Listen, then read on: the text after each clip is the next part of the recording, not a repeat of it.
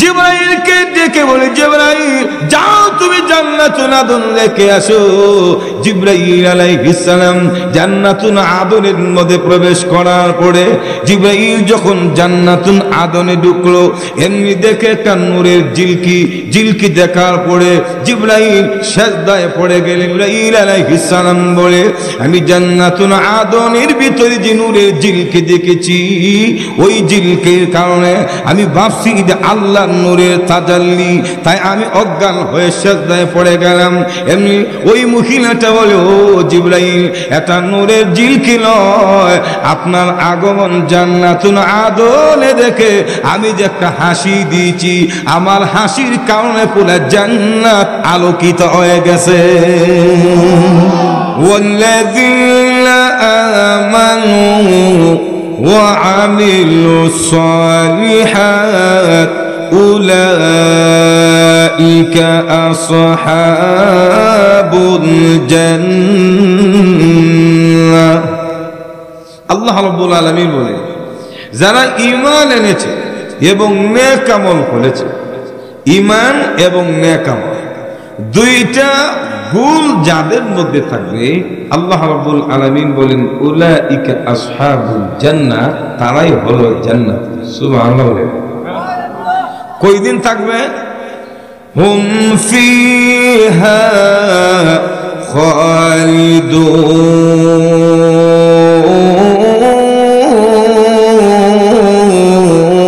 খালিদুন, অনন্তকাল। সেখানে গেলে আর বের হওয়ার কোনো প্রশ্নই আসে না। থাকবেন, আরামে থাকবেন, খাইবেন, ঘুমাইবেন, সবই পাইবেন। 1-2 দিন আর 3 দিনের জন্য না, অনন্তকালের জন্য। সুবহানাল্লাহ। তাহলে জান্নাতে যাওয়ার শর্ত কয়টা? 2টা। 1 নম্বর ঈমান। ঈমান ছাড়া কাউকে জান্নাত দেওয়া হবে হুজুরে বলে, সালামুন আলাইকুম তিবতুম ফাদখুলুহা খালিদিন।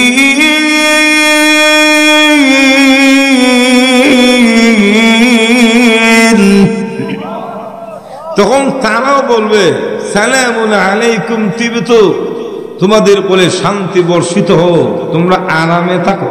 সুবহানাল্লাহ। কারণ জান্নাতের ভিতরে তো কোনো ব্যায়াম নাই, দুঃখ নাই, কষ্ট নাই, শুদ্ধি নাই, কাশি নাই, নাফা ট্যাবলেটও নাই। না বুঝালো, আমি কি তা ইন্ডিয়া ওয়াজ করতেছি? কারণ নাফা ট্যাবলেট থাকবো কেমন? আপনি তো শুদ্ধি কাশি তো না, মজুরি খরচ আরো জোরে মানে না। এমন ভাবে তো যাওয়ার পরে তারা বলবে, ফাদখুলুহা খালিদিন, ঢুকো জান্নাতের ভিতরে। কই দিনের জন্য? অনন্তকাল। সুবহানাল্লাহ বলেন না। শ্বশুর বাড়ির দামান 3 দিন পর্যন্ত আদর যত্ন একটু বেশি থাকে, 3 দিনের পরে এত আদর নাই। শাশুড়ি বিরক্ত হয়ে যায়, শ্বশুরও আর কত ঘন ঘন বাজার যেতাম, মোটামুটি ভালো না। কিন্তু জান্নাতের ভিতরে আপনি যখন জান্নাতে প্রবেশ করবেন, আপনার মনে যত রকমের খাবারের চাহিদা হবে, মহান আল্লাহর পক্ষ থেকে বিনা টাকায় সবগুলির ব্যবস্থা করে দেওয়া হবে। আল্লাহর নবী বলেন, জান্নাতের ভিতরে জান্নাতীদেরকে যখন রিসিভ করে ঢুকানো হবে, সর্বপ্রথম এমন একটা বালাখানার ভিতরে নিবে, যেই বালাখানাটা সর্বনিম্ন 70টা রুমের ব্যবস্থা করা থাকবে। আর আসতে কেন? সুবহানাল্লাহ। দুনিয়ার বিল্ডিং যতই হোক না কেন, লন্ডন, কানাডা, গ্রিস, এরপরে আমেরিকা, থাইল্যান্ড, ব্যাংকক, তো যতই বিদেশি প্রবাসী টাকাওয়ালা হোক না কেন, গড় কিন্তু বানাইলে সিমেন্ট আর ইট দিয়েই বানায়। কিন্তু জান্নাতের ভিতরে জান্নাতীদের জন্য যে ভবন জান্নাতীদের জন্য নির্মাণ করা হবে, এটা সিমেন্ট আর পাথর না। আল্লাহ নবী বলেন, জান্নাতের বালাখানাগুলি হবে স্বর্ণ এবং রূপা দ্বারা নির্মিত। দুনিয়াতে জামাই বউরে স্বর্ণ কিনে দিতে পার না, গলা দিত আর গড় বানাই দিত স্বর্ণ দিয়ে। ভালো বলে না? অনেক সময় তো অনেকের বউ অভিমান করে, তোমার গলায় একটা হার দিতে পারলো না, গলা মজুরি হচ্ছে। কিন্তু জান্নাতের ভিতরে বলতে হবে জান্নাতের স্বর্ণ এবং রূপা মণি মুক্তা দ্বারা। সুবহানাল্লাহ জোরে বলেন। দুনিয়ার ঘরগুলি ইট আর পাথর সিমেন্ট বালু দ্বারা হয়, যেরকম ঠিক কিনা? ইট লাগানোর জন্য মশলা হয় সিমেন্ট আর বালু, কিন্তু জান্নাতের ভবনগুলি যেভাবে তৈরি করা হবে স্বর্ণ রূপা আর মশলাগুলি হবে মেশক আম্বর দ্বারা। আপনারা ইট কিতা মেশক দিয়ে জোড়া লাগা, সিমেন্ট আর বালু, যেরকম ঠিক না? কিন্তু জান্নাতের ভিতরে যে স্বর্ণের হৃদ আর রূপার ইট থাকবো, এটা জোড়া লাগাইবে মশলা রইল মেশকাম করে। আল্লাহ নবী বলেন জান্নাতের ভেতরে প্রবেশ করার পরে 70টি রুম থাকবে। 70টা রুমের আবার ফার্নিচারের টেনশন করতে হবে না, কারণ আমাদের দেশে ঘর সুন্দর করে নির্মাণ করে ফার্নিচারের টেনশন কেউ করে আবার করে না, যখন ঠিক না করে না। কারা বলে ছেলের বিয়ে করে এলে তো যৌতুক দিবে, ছেলের বাবা বানাইতে চাইলো বউ বানাও না, ছেলে বানাইতে দিত না, মজুর এখন ঠিক না। আল্লাহ জান্নাতের ভিতরে তোমাকে 70 কামরার ঘর দেওয়া হবে, ভবন দেওয়া হবে, ফার্নিচারের জন্য টেনশন করতে হবে না। আল্লাহর পয়গম্বর বলেন 70টা রুমের ভিতরে জান্নাতি 70টা খাটের ব্যবস্থা করা থাকবে। সুতরাং ফার্নিচার কিনার কোনো টেনশন নাই, যেরকম ঠিক। ঘরটা যদি সুন্দর হয় দেখবেন তো ফার্নিচার সুন্দর করে বানানোর মনে মনে কল্পনা করে। ফার্নিচার হয়ে গেলে ঘর সুন্দর, ফার্নিচার সুন্দর, তখন মনে মনে কল্পনা করে ঘরওয়ালিটা যদি সুন্দর হইতো। কারণ সুন্দর ঘর সুন্দর বউ না থাকলে এটা বেশি সুন্দর লাগে না। আর তো জোরে ঠিক কিনা? আর জোরে বলেন না। আল্লাহ নবী বলেন জান্নাতের ভিতরে 70টা খাট থাকবে, আর 70টা খাটের মধ্যে তোমার সেবা দেওয়ার জন্য 70 জন জান্নাতি হুর জান্নাতি কাপড় পরে ঘুমটা মেরে অপেক্ষায় থাকবে।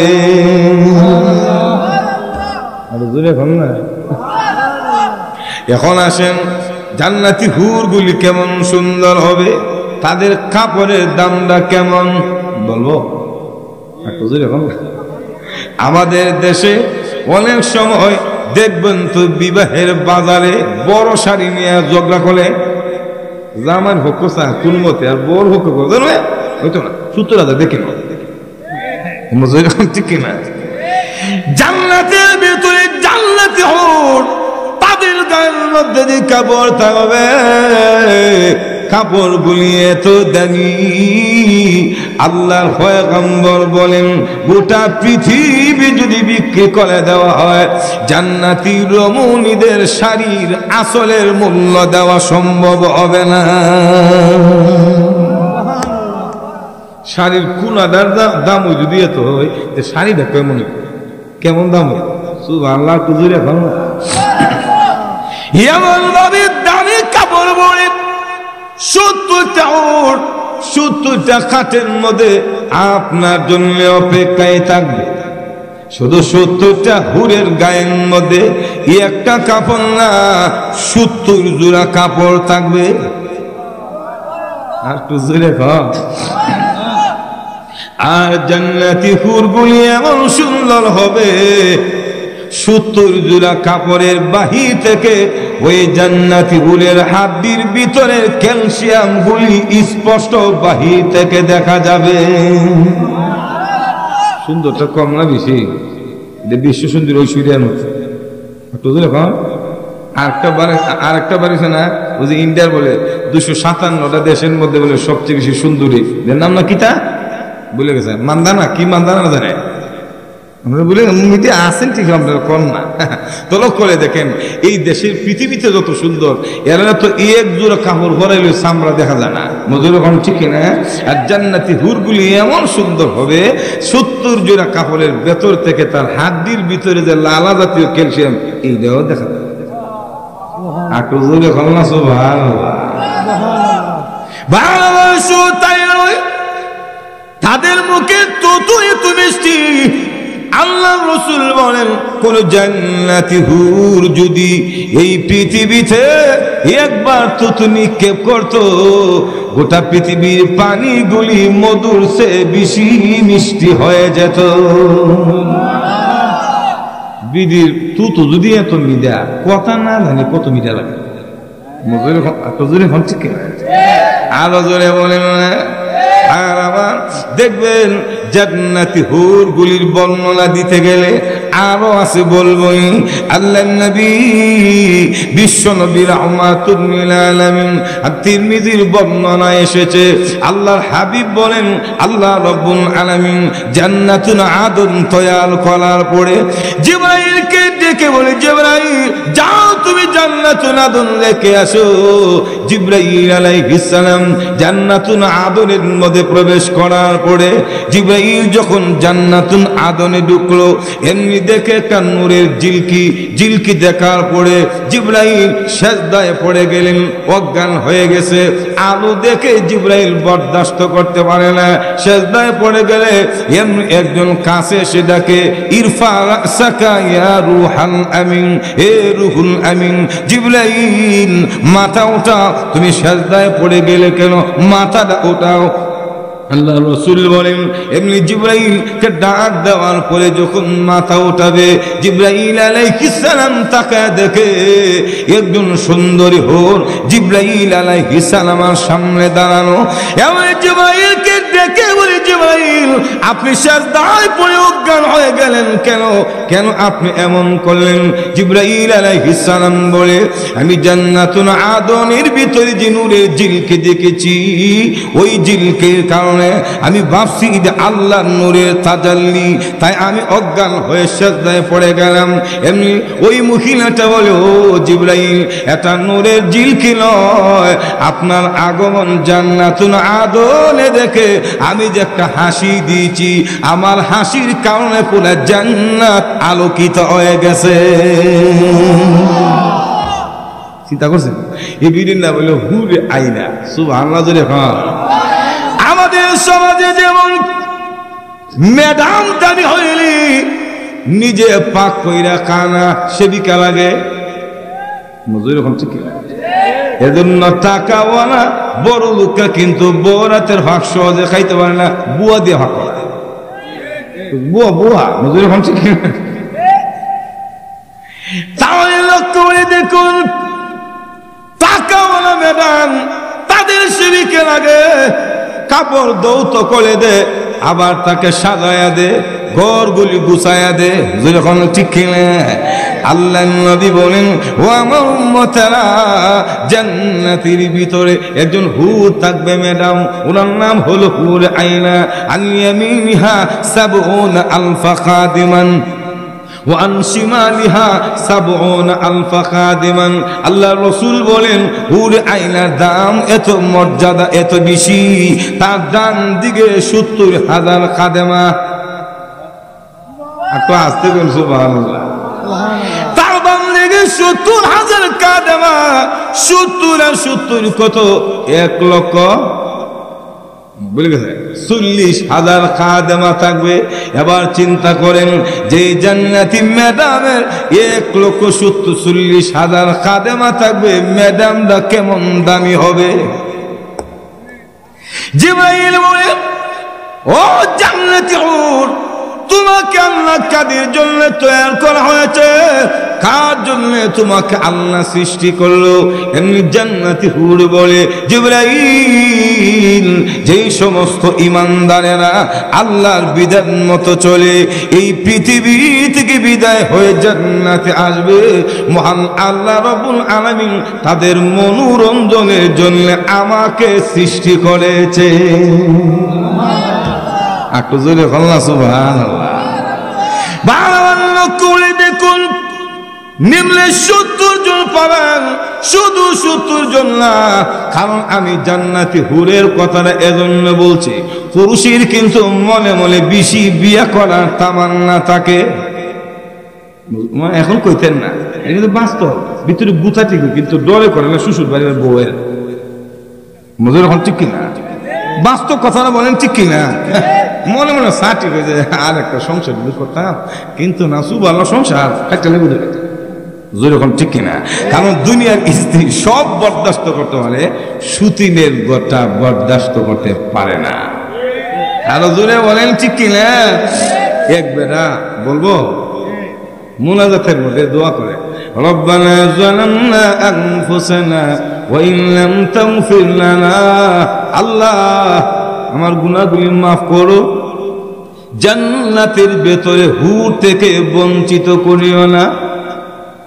এই মুনাজাত বউ শুনছে তার কেচিন রুম থেকে, শুন না কেউ, তোমার তো আগে যে মুনাজাত করছো শুনছি, কিন্তু এই হুর টুরের শব্দটা শুনছি না। মজুর এখন ঠিক, এই হুর মানে কি? হুরটা কি? তা এই হুজুর যে বেড়া যে ওয়াজ শুনে গেছে হুজুরের কাছ থেকে, যে ইমান আর নেক আমল নিয়ে গেলে হুর দিব, এখন বেড়া মুনাজাতের মধ্যে হুরছা। এখন বউ যখন চাপ দিয়ে ধরছে যে বলো না হুর মানে কি? তা এতদিন তো হুর শুনছি, তখন বউয়ের সিপার মধ্যে বললে তো বুঝেন না, অনেক সময় স্বীকার না করে ভাই না, এখানে লবণ হইতো, তরকারির মধ্যে লবণ বেশি আর নাহলে কমে মেজাজ গরম। তখন বলে যে আরে তুমি বুঝতে না, বলে বুঝতাম না, মানে আরে হুজুরে বলছে জান্নাতের ভিতরে হুর দিব। হুর কিতা? বলে সুন্দর বউ।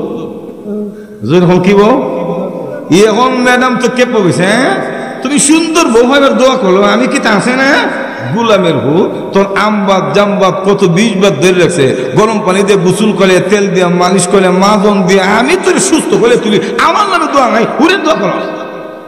তো ভিডিও তখন জোহরের নামাজের পরে, তো আসরের নামাজের পরে ভিডিও দোয়া করে, রব্বানা যালামনা আনফুসানা ওয়া ইন লাম তাগফির লানা, আল্লাহ জান্নাতের ভিতরে আমার জামাইরে হুর দিও না। মজুর এখন ঠিক না?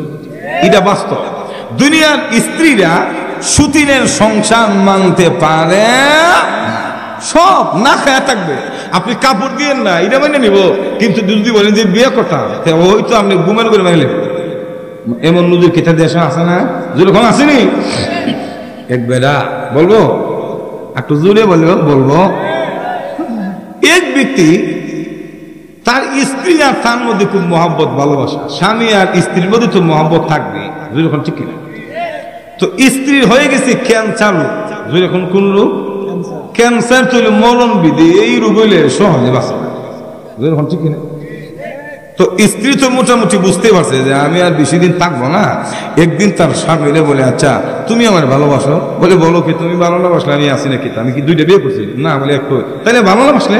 বলে ভালোবাসা আছে। আচ্ছা ঠিক আছে, ভালো যদি বাসো তাহলে তুমি বলো তো দেখি, আমার যে রোগ হয়েছে মনে হয় বেশি দিন বাঁচবো না, আমার মরার পরে কি তুমি বিয়ে করবা? বুঝেন না কথা? তখন স্বামী বলে, আরে বেকল এই কথা কেন? বলে না একটু বলো না, আমি শুনলে আমার দিলটা শান্তি লাগবে। বিয়া তো করবার ইচ্ছা নাই, কিন্তু বিয়া না করে তো হয় না, কারণ তুমি মরে গেলে আমার কাপড় দৌত করবে কে, আমার ছেলে মেয়ে দেখবে কে, আমার ঘরটা গুছায়া লাগবে কে, আমার সময় মতো খাবারের ব্যবস্থা করবে কে, অফিস থেকে আইসা তুমি যদি না থাকো, বিয়া না করি, তাহলে নিজের রান্না নিজে ভাগ করে, 2 কাজ একসাথে সম্ভব। এখন বিয়া না করলে উপায় কিটা?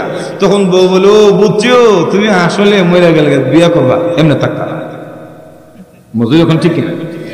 তখন বলতেছে, বুঝছি তুমি বিয়া করলে কইরো, তবে আমার একটা কথা রাখবা। বলে কি কথা? বলে কথা রইল, বিয়া করবা ওই দিন যেদিন আমার কবরের মাটি শুকায়া যায়। আমার কবরের মাটি যদি না শুকায় তাহলে কিন্তু তুমি দ্বিতীয় বিয়া করবা, এই ওয়াদাটা দাও। তার মানে হইল স্ত্রীরা চায় মরে গেলে স্বামী যেন মরার আগ পর্যন্ত তার দ্বিতীয় বিয়ে না করে। বুঝলি এখন ঠিক না?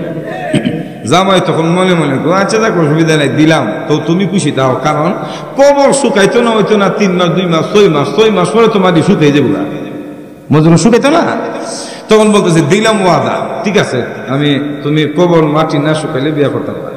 আল্লাহ কি কুদরত, কিছুদিন পরে বউ গেছে গা মইরা ইন্তিকাল করছে।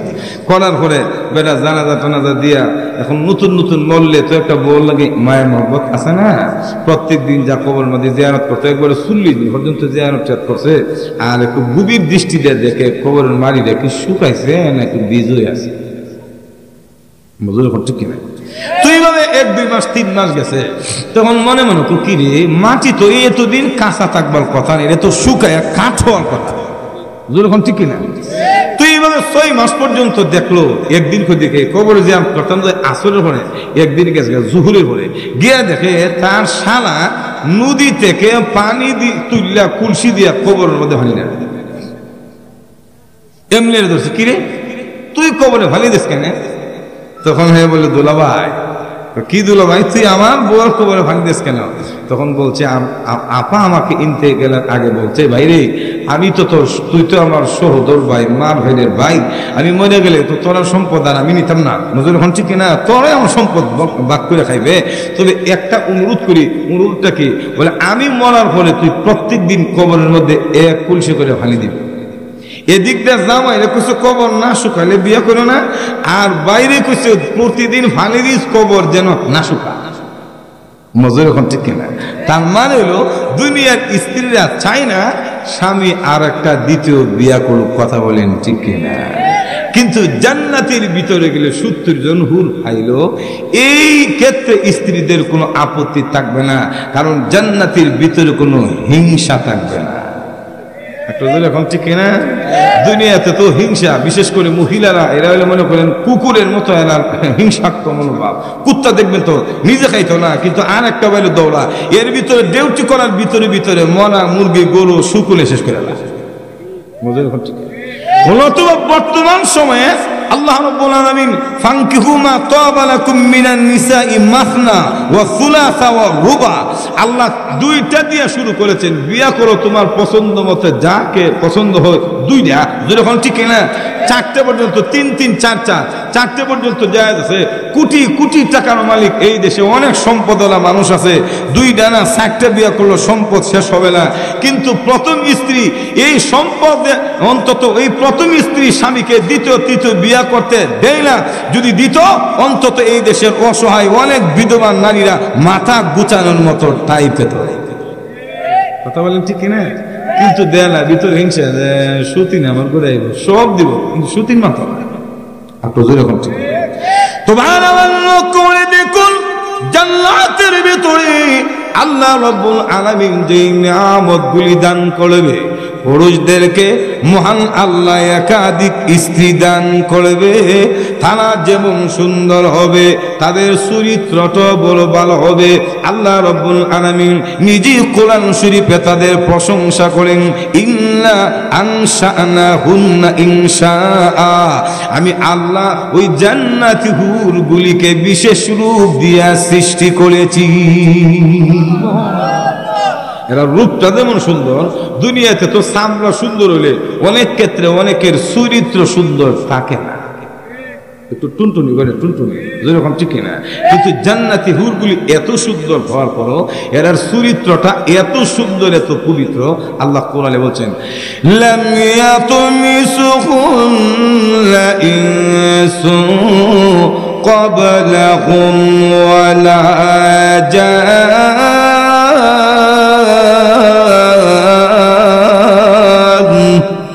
আল্লাহ রাব্বুল আলামিন বলেন, জান্নাতীরা তোমাদের জন্য যে হুর দেওয়া হবে ওই হুরগুলির সতীত্ব এত পবিত্র, লাম ইয়াতুমিসুহুন্না ইনসুন ক্বাবলাহুম ওয়ালা জান, জিন্দেগিতে কোনো মানুষ কেন জিন পর্যন্ত তাদেরকে টাচ করে দেখে নাই। একটু জোরে বলেন না সুবহানাল্লাহ। আল্লাহ নবী বলেন জান্নাতের ভিতরে ইন্না ফিল জান্নাতে লাসুকান মা ফিহা শারা ওয়ালা বাইউন ইল্লা সুআলা মিনার রিজালি ওয়ান নিসা ফাইযা ইশতাহার রাজুল সূরাতান দাখালা ফিহা।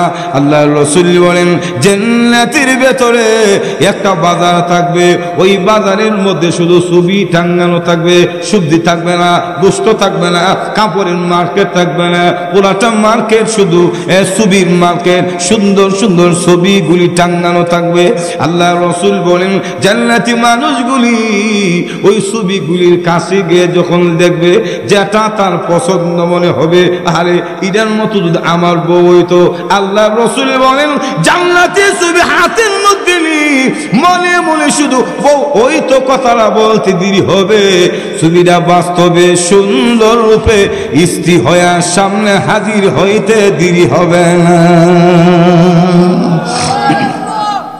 এসে মুস্কি হাসি দিয়ে বলবে ও জান্নাতি আসসালামু আলাইকুম, আপনার সেবা দেওয়ার জন্য আল্লাহ আমাকে পাঠাইছেন। সুবহানাল্লাহ। বারবার করে দেখুন জান্নাতের ভিতরে যাদেরকে দেওয়া হবে নারী এবং পুরুষ, প্রত্যেকটি পুরুষ এবং নারীকে আল্লাহ জওয়ান বানায়া দিবে। জান্নাতে কোনো বুড়া মানুষ যাবে না। সুবহানাল্লাহ। আহলুল জান্নাতিল জান্নাতে জুরদান মুরদান মুকাহহিরিন আবনা 33 সানাতান। আল্লাহ রাসূল বলেন জান্নাতি পুরুষের কোনো দাড়ি থাকবে না। দাড়ি ছাড়া কেন? দাড়ি না থাকলে চেহারাটা একটু ভালো আকর্ষণ করে, যখন ঠিক না তাই বলি কিন্তু দাড়ি দুনিয়াতে কাটা যাবে না। দুনিয়ার বিধান হলো দাড়ি রাখতে হবে, কিন্তু জান্নাতের ভিতরে কোনো দাড়ি থাকবে না। আর জান্নাতি প্রত্যেকটা পুরুষের বয়স হবে 30 থেকে 33 বছরের নওজোয়ান। বুড়ারা যাইতো না, বুড়ারা যাইতো না। এখন বুড়া যারা আছেন আবার রাগটা করে না যে কি উজুর লইলো, আমরা বুড়া বলে যাইতাম না। বুড়া কেমনে নিজ হইছি? হ্যাঁ, জান্নাতে বৃদ্ধ মানুষ যাবে না। এজন্য আল্লাহ নবী একদিন কৌতুক করে সাহাবায়ে কেরামের মজলিসে একজন মুরব্বী সাহাবীকে বলে তুমি জান্নাতে যাবে না। বলে কেন? বলে বুড়া জান্নাতে যাবে না। এই কথা বলার পরে ওই সাহাবী কেঁদে কেঁদে বাসায় চলে যায়, কারণ রাসূল তো মিথ্যা কথা বলবে না। যখন ঠিক কিনা মনে মনে কান্দে, আরে কেন বুড়ো এলাম, আমি তো নিজেই বুড়া হয়ে না, আল্লাহ তো বুড়া বানিয়েছে। কান্দে কেঁদে কেঁদে বাসায় চলে গেলে এমনি আল্লাহ নবী বলেন সাহাবীরা রে দৌড়া যাও, আমার বুড়া সাহাবীকে আমার কাছে নিয়ে আসো। সাহাবীরা দৌড়া ওই মুরব্বী সাহাবীকে নবীর সামনে আনলে আল্লাহর রাসূল বলেন তুই মন খারাপ কেন করলা? কাঁদার কোনো কারণ নাই। জান্নাতে বুড়া যাবে না ঠিকই, কিন্তু প্রত্যেকটা বুড়াকে জওয়ান বানাই জান্নাতে দেওয়া হবে। বুড়া যাইতো না, কিন্তু বুড়ারে জওয়ান বানাইব। যখন ঠিক না, এজন্য জান্নাতের ভিতরে পুরুষদের বয়স হবে 30 থেকে 33 বছর, আর মহিলাদের বয়স হবে 21 বছরের কুমারিনী। তাহলে মহিলারা প্রশ্ন করতে পারে হুজুর বৈষম্যতা কেন? জান্নাতের ভিতরে আপনারা পুরুষেরা একাধিক জামাই পাবেন, আমরা বউ পাবেন, আমরা জামাই পাবো না কেন? এখন ঠিক না, একটু জোরে বলেন। তাহলে এই প্রশ্নের জবাব আপনারাই দেন। কোন মহিলা যদি একাধিক স্বামী গ্রহণ করে, ওই মহিলাদের মানুষে ভালো চোখে দেখেনি। একটু জোরে এখন না, সুবহানাল্লাহর মতো নষ্ট দুনিয়াতে নাই। যখন ঠিক কিনা জামাই ফাল্লা, শুধু জামাই ফাল্লা, এটা মানুষের ভালো চোখে দেখে না। যখন ঠিক কিনা এটা একাধিক স্বামী হওয়া এটা স্ত্রীর জন্য শুভ লক্ষণ নয়, এটা প্রশংসার কোনো কাজ না। যখন ঠিক কিনা এই জন্য আল্লাহ রাব্বুল আলামিন জান্নাতের ভিতরে স্ত্রীদেরকে একাধিক স্বামী দিবে না, কিন্তু একটা জিনিস দিবে যেটা মহিলারা দেখবেন তো, মহিলারা প্রত্যেকটা মহিলা স্ত্রীরা চায় স্বামী যেন তার কথাই বলে। মাস্টারি করতেছে ঘরের ভিতরে, মাস্টারি জামাই দেখানো দিলে বলে তো স্যার মজুর এখন ঠিক কিনা। দেখুন জান্নাতের ভিতরে পুরুষদেরকে একাধিক স্ত্রী দিবে, কিন্তু স্ত্রীদেরকে একাধিক স্বামী দিবে না, পক্ষান্তরে বউটাকে একাধিক স্ত্রীর প্রধান বানায়া দিবে। মাস্টারি করবে, নিজে নিজে মাস্টারি। ওই দিনে যত সূত্র যেন আরো যতজন থাকবে, সবার লিডার থাকবে আপনার দুনিয়ার বউ। সুবহানাল্লাহ। তোমার আমার লক্ষ্য করে দেখুন, জান্নাতের ভিতরে কোনো কিছুর অভাব থাকবে না, আপনি যা চাইবেন তাই দেওয়া হবে। নজর এখন ঠিক কিনা? দুনিয়াতে যেমন পার্কের মধ্যে আপনার যাওয়ার ইচ্ছা হয়, একটু বন্ধু বান্ধবকে নিয়ে আনন্দ করার জন্য বিভিন্ন পার্কের মধ্যে যান বা যাওয়ার ইচ্ছা হয়, আল্লাহ রাব্বুল আলামিন বলেন, ও জান্নাতীরা, জান্নাতের ভিতরে তোমাদের জন্য পার্ক থাকবে, আর মৃদু বাতাস, জান্নাতের বাতাসের কারণে সেন্টের গ্রান, খুশবুর গ্রান বাতাসের সঙ্গে আসবে, আর বাতাসের কারণে জান্নাতের গাছপালাগুলি, পাতাগুলি হেলতে থাকবে আর দুলতে থাকবে। আর ওই পার্কের মধ্যে স্বামী আর স্ত্রী, জান্নাতি বেটা আর বিটি, জান্নাতের পার্কের চেয়ারে বসে বসে প্রেমের আলাপ করতে থাকবে। মুত্তাকিন আলাল আরাইক, এমন ভাবে হেলান দিয়ে বসবে। দেখবেন তো যারা স্বাভাবিক, যারা পার্কে যায়, বন্ধুরা একজন আরেকজনের মুখোমুখি হইয়া কত রং রঙের কথা, হাসি তামাশা। মজুর এখন ঠিক না ঠিকানা? আকু জোরে বলেন ঠিক কিনা? وَأَقْبَلَ بَعْضُهُمْ عَلَى بَعْضٍ يَتَسَاءَلُونَ।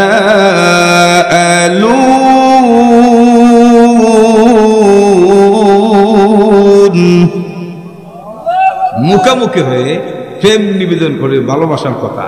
তো পার্কে গেলে দেখবেন তো দুইজন প্রেমিক প্রেমিকা, জামাই বউ, বন্ধুরা একসাথে আড্ডা দিলে কথার ভিতরে একটু বাদাম, একটু লুডু, একটু কফি, একটু ফুচকা। মজুরি এখন ঠিক কিনা?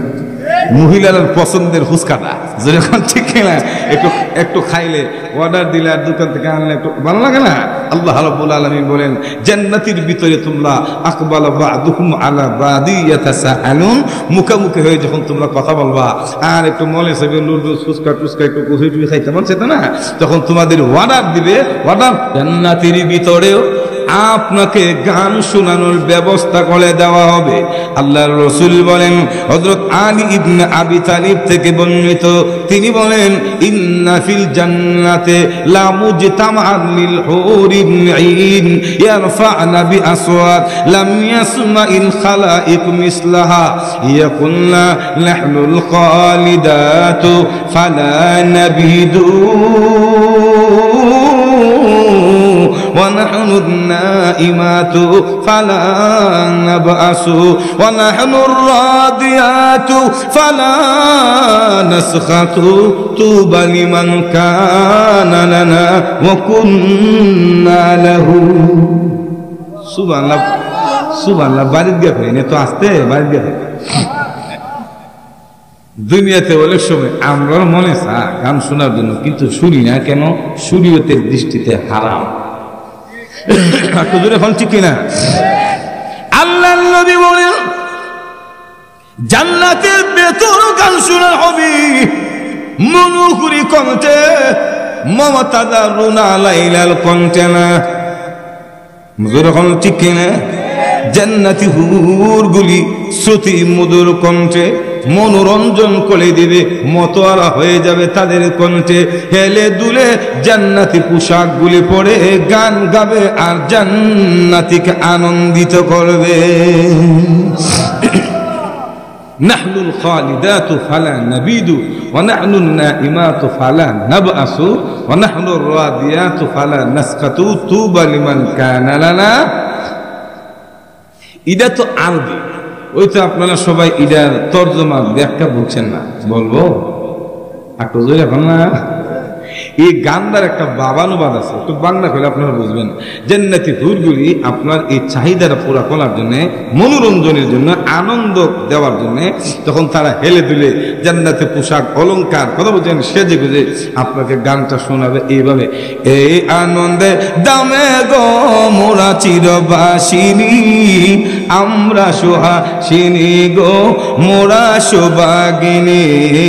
এই আনন্দে দামে গো মোরা চিরবাসিনী, আমরা সুহাসিনী গো। পড়েন না, না পড়লে তুই না।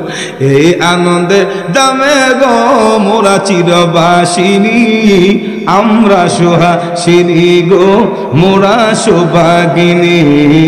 এই আনন্দে দামে গো মোরা চিরবাসিনী, আমরা সুহা। ভাবনা ভাবই কিছু নাকি কব তোমাদের,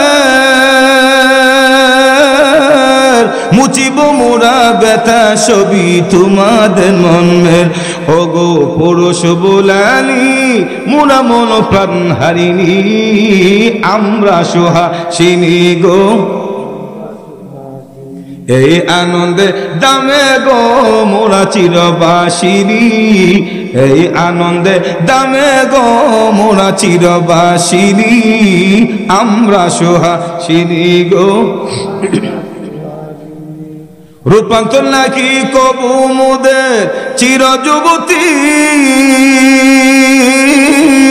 মোরা স্বর্গিরি রানী মোরা স্বর্গিরি সতী। সুবহানাল্লাহ জোরে বলেন। এরা বোঝাতে চাচ্ছে যে আমাদেরকে আপনারা যেমন দেখতেছেন, আমাদের রূপ যৌবন যত সুন্দর দেখতেছেন এমনই থাকবো, এর সারও সৌন্দর্য বাড়বে, কমবে না। সুবহানাল্লাহ বলেন না। কিন্তু দুনিয়ার স্ত্রী বয়স যখন 40-এর উপরে চলে যায়, চেহারার লাবণ্যতা কিন্তু আর থাকে না। যখন ঠিক কিনা, মাথার কালো কেশগুলি সাদা হয়ে যায়, চামড়া দিল হয়ে যায়, স্কিন ঠিক থাকে না, যখন ঠিক না। কিন্তু জান্নাতি হুরগুলি বলে, ও জান্নাতি আমাদেরকে যেমন দেখতেছেন এমনই পাবেন, প্রয়োজনে সুন্দর হব, বিন্দু পরিমাণ আমাদের যৌবন এবং সৌন্দর্য কমবে না। রূপান্তর নাকি কবু মোদের চির যুবতী, মোরা স্বর্গিরি রানী মোরা স্বর্গিরি সতী। ওগো অতি সরসিকা মোরা অতি প্রাণ হারিনী, আমরা সুহাসিনী গো মোরা সুবাগিনী। এই আনন্দে দামে গো মোরা চিরবাসিনী, এই আনন্দে দামে গো মোরা চিরবাসিনী, আমরা শোভা। হৃদয়টা কুলে মোরা তুষিব গো, রূপ যৌবন দিয়ে মোরা বসিব গো। সুবহানাল্লাহ জোরে বলেন। এরা বলতেছে মন প্রাণ উজাড় করে তোমাদেরকে ভালোবাসবো, কোনোদিন অভিমান করব না। সুবহানাল্লাহ জোরে বলেন। কিন্তু দুনিয়ার স্ত্রীর স্বভাব এমন, আপনি পুরাটা বছর তার চাহিদা মতো সবকিছু দিলেন, একদিন যদি একটু শুধু চাহিদার ত্রুটি হয় তখন দেখবেন তো কুটা দিয়ে আপনি মানে বুড়া বানাই দেবেন যে তোমার ঘরে আয় আর শান্তি পাইলাম না। এখন ঠিক কিনা, আরো জোরে মানে। কিন্তু জান্নাতি হুরগুলি দিতে হবে না, এমনি খুশি। সুবহানাল্লাহ জোরে হন। বিশ্বাস যদি না করেন, ঈদ সামনে, ঈদ আসলে আপনি একটা ঈদের মধ্যে 30 কিনে দেন না, তখন দেখবেন তো আপনি মেজাজ কারে কয়া। এখন ঠিক কিনা। হৃদয়টার কুলে মোরা তুষিব গো, রূপ যৌবন দিয়ে মোরা বসিব গো। ওগো আমরা রূপের রানী বেহেশতের কামিনী, আমরা সুহাসিনী গো মোরা সুবাগিনী। এই আনন্দে দামে গো মোরা চিরবাসিনী, এই আনন্দে দামে গো মোরা চিরবাসিনী, আমরা সুহাসিনী গো মোরা সুবাগিনী। এই আনন্দে দামে গো মোরা চিরবাসিনী, আমরা সুহাসিনী গো মোরা সুবাগিনী। একটু জোরে এখন না সুবহানাল্লাহ। তোমার আমার যাক সব মিলে এক কথা হলো, জান্নাতের ভিতরে আপনি চাইবেন পাইবেন না এমন না, যা চাইবেন সবগুলি ব্যবস্থা করে যাওয়া হবে। একটু জোরে বলেন না সুবহানাল্লাহ। ভবন দেওয়া হবে নিম্নে 100 তলা, সুবহানাল্লাহ জোরে বলেন। আর পানি পান করার জন্য আল্লাহ রাব্বুল আলামিন, দুনিয়াতে তো আমরা সবচেয়ে স্বাচ্ছন্দ্য বোধ করি মাম বোতলের পানি, ফ্রেশ বোতলের পানি, জোরে এখন ঠিক না? আরো জোরে বলেন। কিন্তু জান্নাতের ভিতর আল্লাহ রাব্বুল আলামিন মোহর অঙ্কিত ফ্রেশ পানি দিবে, যে পানির মধ্যে কোনো আর্সেনিক এবং কোনো ধরনের দুর্গন্ধ থাকবে সুবহানাল্লাহ জোরে বলেন। আর ও লিবাসুহুম হারির, জান্নাতি কাপড় পরে দেওয়া হবে রেশমের কাপড়, এমন কাপড় সুবহানাল্লাহ। বলছিলাম হইতে যে একটা শাড়ির আসল হইতো জান্নাতীদের গোটা পৃথিবী বিক্রি করলে হবে না, এমন রেশমের উন্নত মানের সবচেয়ে দামি জান্নাতি কাপড় জান্নাতি পুরুষ এবং মহিলাদেরকে আল্লাহ পরিয়ে দিবে। পক্কাল তরিক আল্লাহর বিধান মতে যদি কেউ না চলে, রাসূলের আদর্শ মতে যদি না চলি, আল্লাহ রাব্বুল আলামিন বলেন তাদেরকে জাহান্নামে দিব, জাহান্নাম থেকে মুক্তি পাবে না। নজর এখন ঠিক আছে। আল্লাহর নবী বিশ্ব নবী রাহমাতুল লিল আলামিন বলেন উকিদা আলান নারি আলফা সানাতিন হাত্তা ইহমাররাত সুম্মা উকিদা আলাইহা আলফা সানাতিন হাত্তা ইবিয়াদাত সুম্মা উকিদা আলাইহা আলফা সানাতিন হাত্তা ইসওয়াদাত ফাহিয়া সাউদাউন মুজলিমা।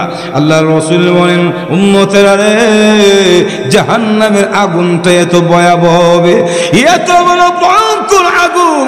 আল্লাহ নবী বলেন জাহান্নামের আগুনকে আল্লাহ 3000 বছর জাল দিয়েছেন। উকিদা আলান্নার আলফা সানাতিন হাত্তা ইহমাররাত, প্রথম 1 বছর যখন জাল দেওয়া হলো জাহান্নামের আগুনের কালার হয়ে গেল লাল।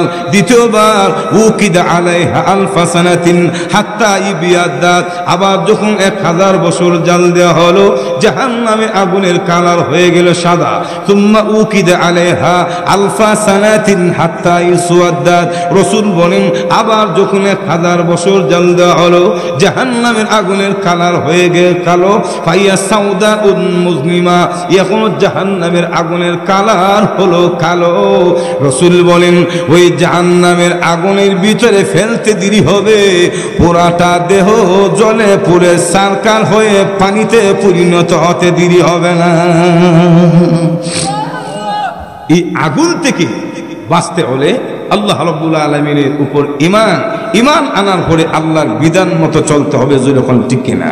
ওমা ইয়াসিল্লাহ ওয়া রাসূলহু ওয়া ইয়াতাআদ্দা হুদুদাহু ইদখিলহু নারা খালিদান ফিহা উলাইকা লাহুম আযাবুম মুহিন। যারা আল্লাহ এবং তার রাসূলের নাফরমানি করে, আল্লাহর বিধানের সীমা লঙ্ঘন করে, আল্লাহ রাব্বুল আলামিন বলেন তাদেরকে জাহান্নামে দেওয়া হবে খালিদিনা ফিহা, অনন্ত অসীম কাল পর্যন্ত জাহান্নামের আগুনে থাকবে।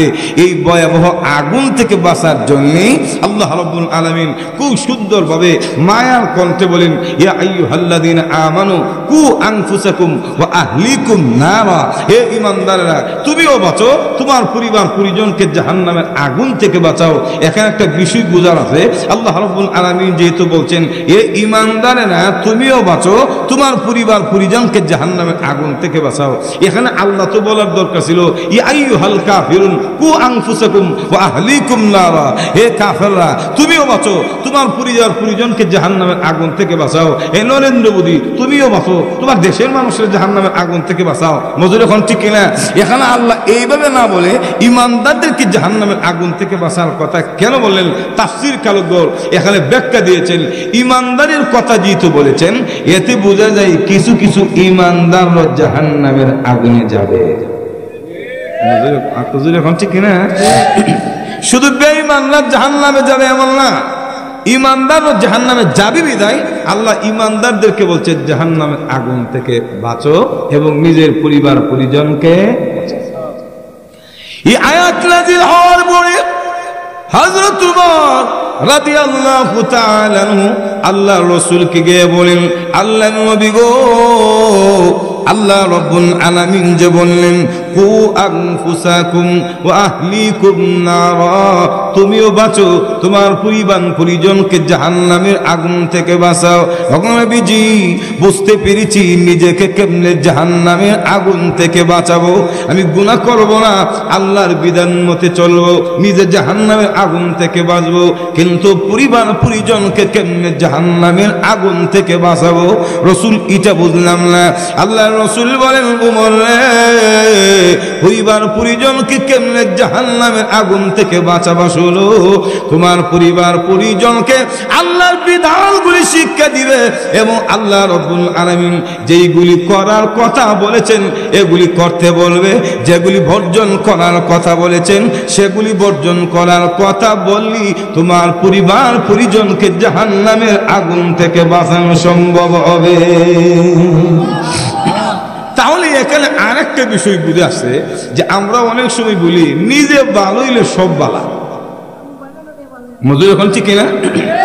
নিজে ভালো হলে সব ভালো, এই কথাটা ভুল। কারণ নিজে ভালো হলে সব ভালো হবে এটা ঠিক না।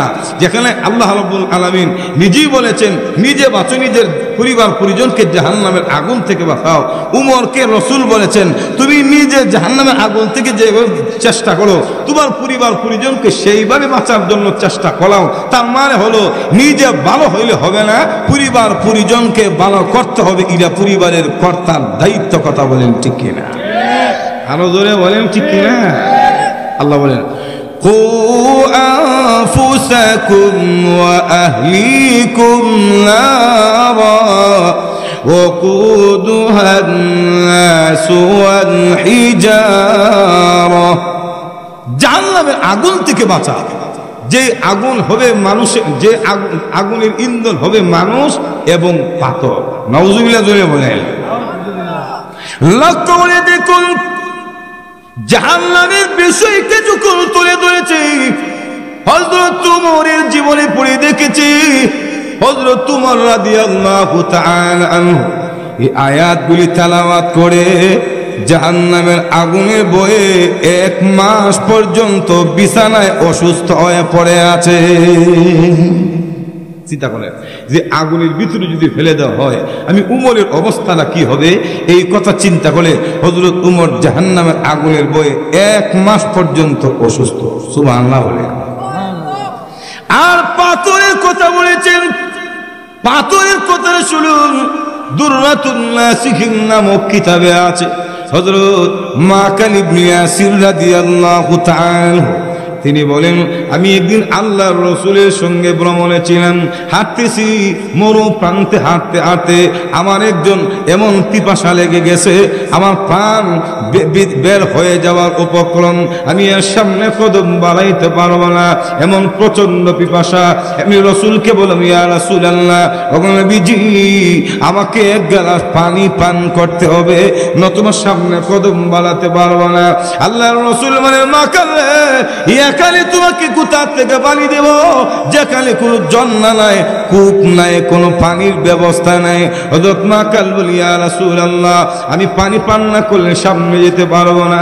এমনি আল্লাহর হাবিব বলেন মাকাল তাহলে শুনো, ওই যে দূরে পাথরের পাহাড় দেখা যায় ওই পাহাড়কে আমার সালাম দিও আর বলিও আল্লাহর রাসূল বলেছে তোমাকে পানি পান করে দেওয়ার জন্য।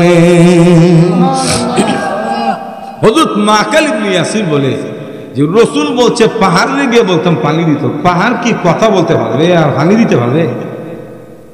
কিন্তু মনে মনে ভাবলাম যে একটু দিকালাই রাসূলের কথাটা কতটুকু সত্য, বিশ্বাস হইতেছে না পুরা। এরপরে রাসূলের কথা মতো তো যাইতে হয়। মজুর এখন ঠিক না?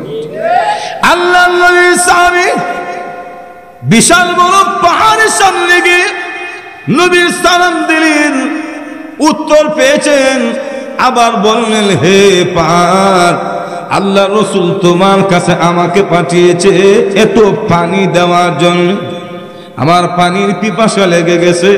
এমনি পাথরের পাহাড় অটোমেটিক জবাব দিতে শুরু করেছে, হে নবীর সাহাবী আমি তোমাকে পানি দিতে পারবো না। কোথা থেকে দিব? আমার মধ্যে যত পানি ছিল সব শুকিয়ে গেছে। বলে কেন? বলে যেই দিন আল্লাহ রাব্বুল আলামিন আয়াত নাযিল করে বলেছেন কু আনফুসাকুম ওয়া আহলিকুম নার ওয়াকুদুহান নাস ওয়াল হিজারা, যে জাহান্নামের ইন্ধন হবে, লাকড়ি হবে মানুষ এবং পাথর। মানুষকে জাহান্নামের আগুনে দেওয়া হবে, পাথরকে জাহান্নামের আগুনে দিয়ে জ্বাল দেওয়া হবে। ওগো নবীর সাহাবী, যেই দিন ওই আয়াতটা নাজিল হয়েছে আল্লাহ পাথরকে জাহান্নামের আগুনে দিবে, ওই দিন থেকে জাহান্নামের আগুনের বয়ে বয়ে কাঁদতে কাঁদতে আবার সকল পানিগুলি শেষ হয়ে গেছে। চিন্তা করেন, পাথর হয়ে জাহান্নামের আগুনের বয়ে নিজের পানি শেষ করে দিয়েছে। আর আমরা আশরাফুল মাখলুকা, সৃষ্টির সেরা, যে হাইওয়ানুন নাতিক, জ্ঞান বুদ্ধি বিবেক সবকিছু আছে, মজুর এখন ঠিকানা এখানে, এর হলো জাহান্নামের বই আমাদের অন্তরে নাই। এরকম ঠিক না? তাই আসুন আল্লাহর বিধান রাসূলের তরিকা মতে চলি, বাকি জিন্দেগি যাতে করে অন্তত মরার পরে জাহান্নাম থেকে বাঁচতে পারি, জান্নাতের নিয়ামতের অধিকারী যেন হতে পারি, সেইভাবে আমাদের জীবনটা আল্লাহ সাজানোর তৌফিক দান করুন। সকলে বলুন আমিন।